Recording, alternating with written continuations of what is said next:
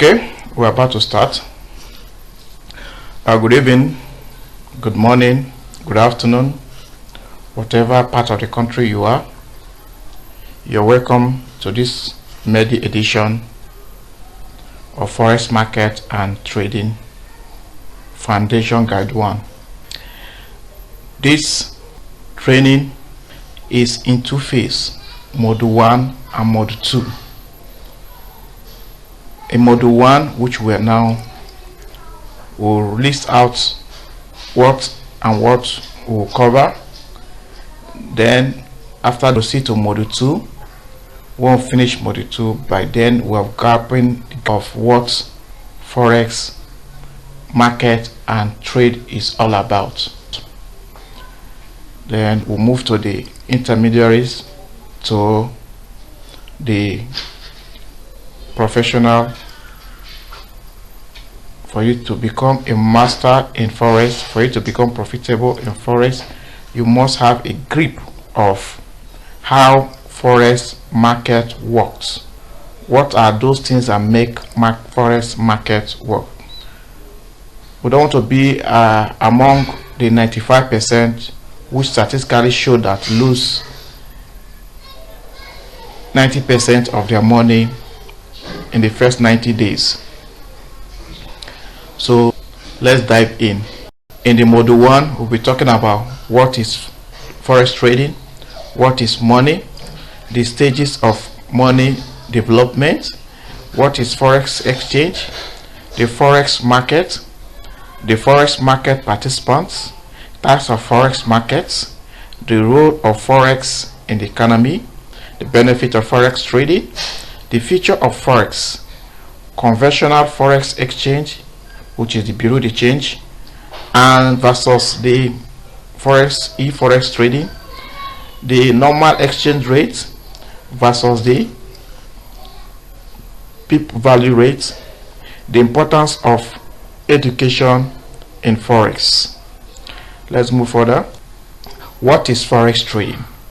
Forex trading, also known as Forex exchange trading, is the act of buying and selling currencies with the aim of making profit.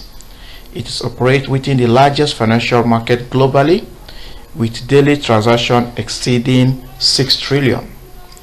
Understanding Forex trading involves diving into the fundamentals of money, its history, and the mechanism that led to the creation of this market. To fully grasp Forex, it's essential to explore the concept of money, its evolution, and its role in the economic system. Let's go further.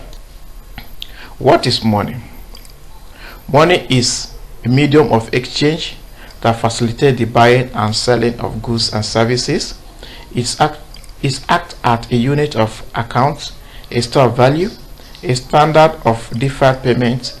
Essentially, money eliminates efficiency of barter system by providing a universal accepted means of transaction. Its values is derived not from the physical properties, but from the trust and acceptance it commands.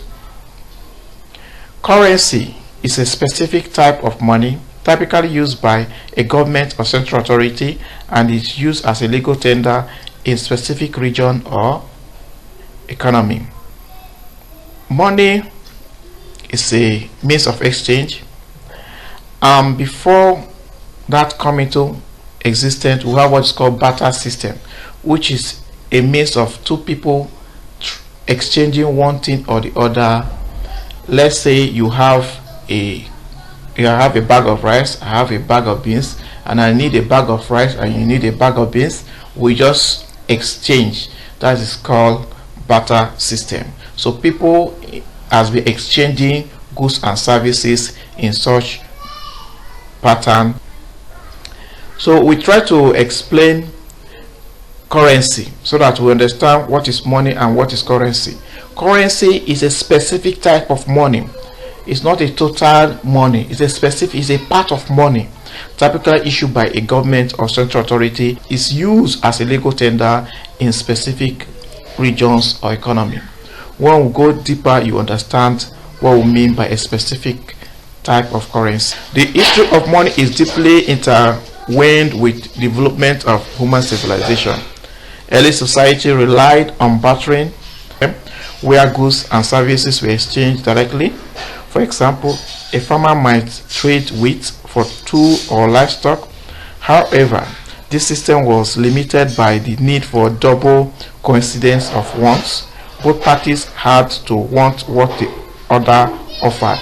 Let's say we both of us need rice and both of us have bag of beans, so it become difficult to exchange because both of us needs the same item. From there we'll move further into the stages of money development.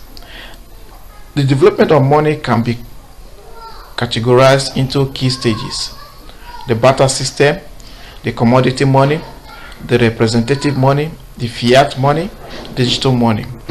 Each stage reflects a progressive step towards creating money efficiency medium of exchange. Let's discuss a little about those different stages. We have the barter system, as we earlier said, is the earliest stage.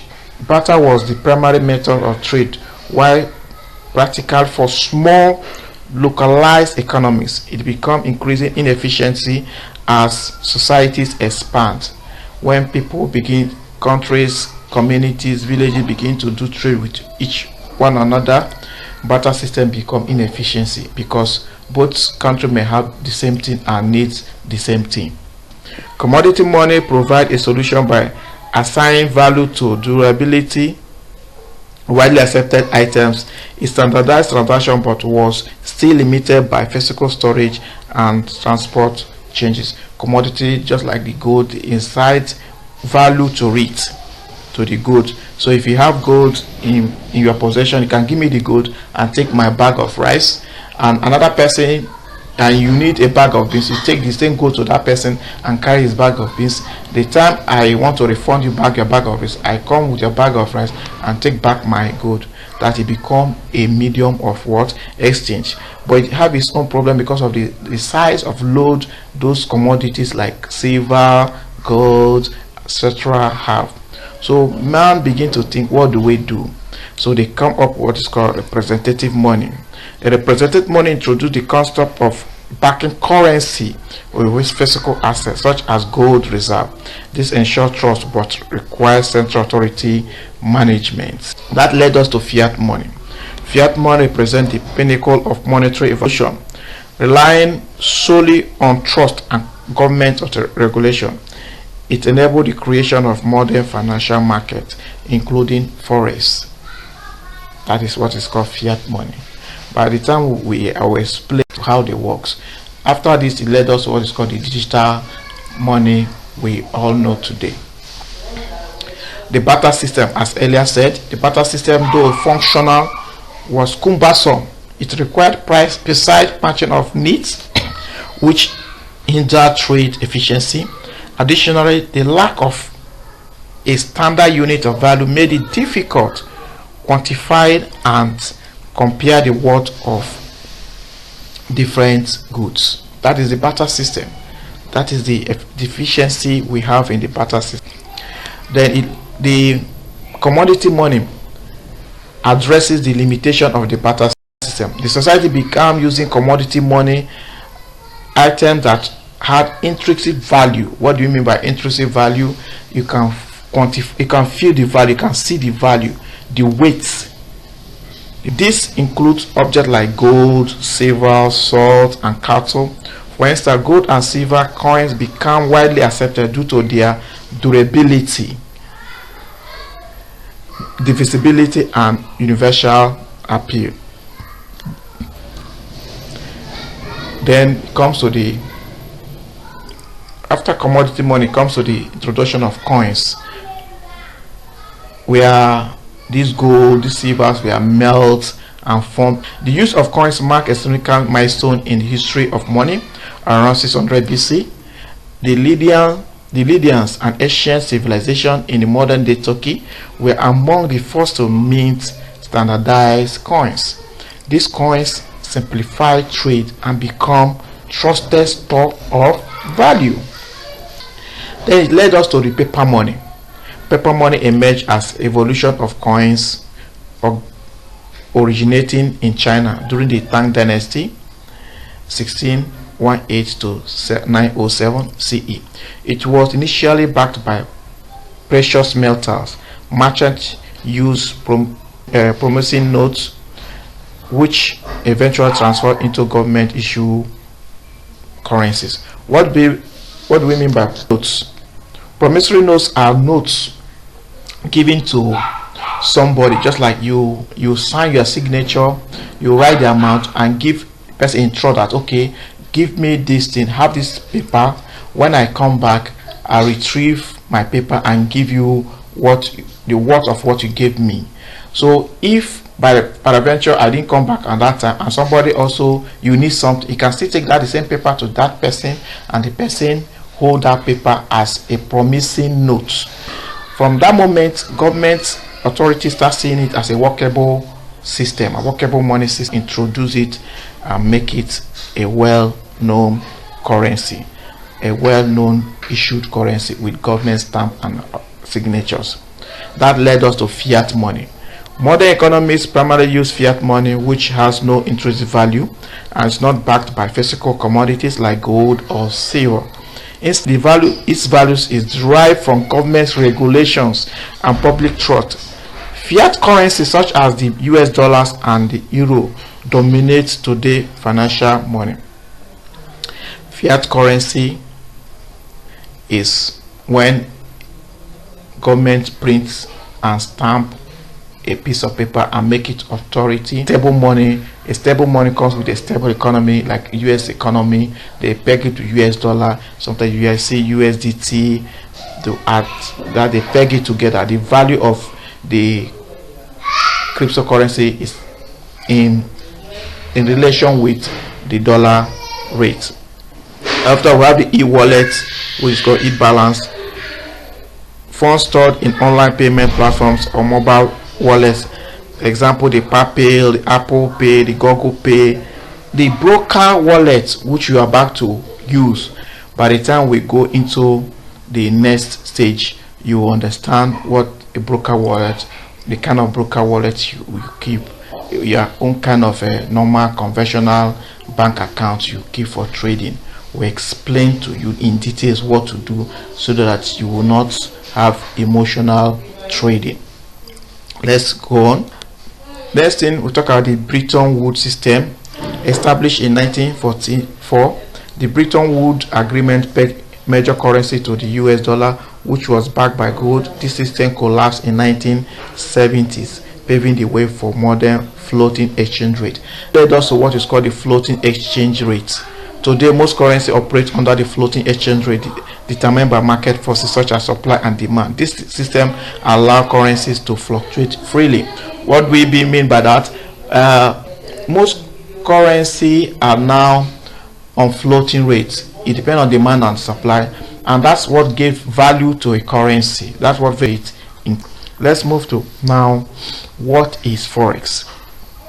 Forex, the short form for foreign exchange, refers to the global marketplace for trading national currencies against one another. It is operate 24 hours a day, 5 days a week, connecting financial institutions, corporations, and individual traders worldwide. The forex market. The forex market is decentralized, meaning it has no central exchange.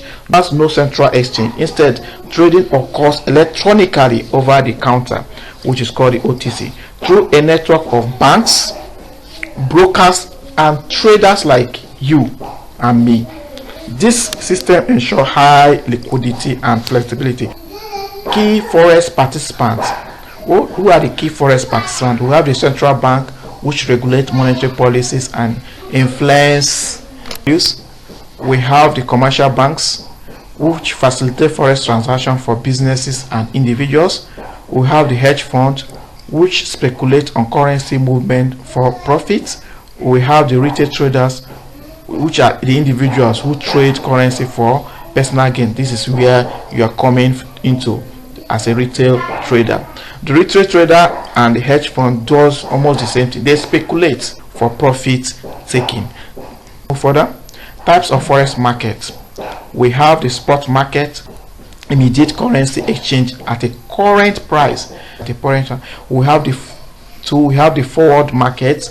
The forward market, they contract to trade currency at a future date and price. At a future date and price. This is where the central banks, the big banks, play their own.